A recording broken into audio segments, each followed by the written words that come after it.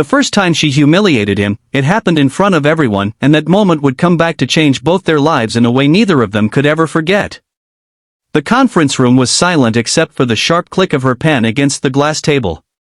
Ethan stood at the far end, shoulders tense, palms damp, staring at the floor like it might open and swallow him whole. He didn't see her as a cold boss yet.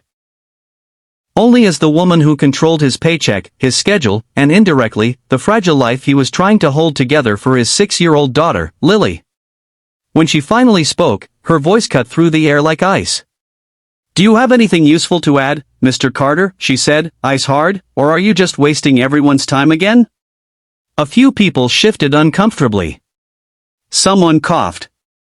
Ethan swallowed, his throat burning, and tried to explain the proposal he'd worked on for weeks.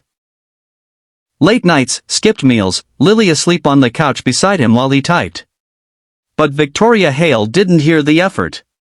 She only saw flaws. She interrupted him mid-sentence, dismantled his ideas with surgical precision, and dismissed him with a wave of her hand. "Sit down. I'll fix it myself."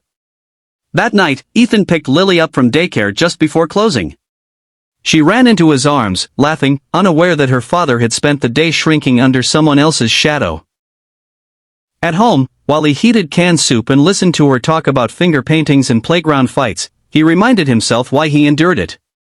He had lost his wife to illness 2 years ago. There was no backup plan. No one else to step in. Quitting wasn't an option. Victoria Hale went home to a penthouse filled with silence. She kicked off her heels, poured a glass of wine she barely tasted, and stared out at the city lights.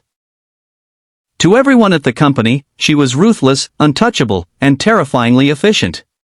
No one knew that the colder she became at work, the more control she felt over the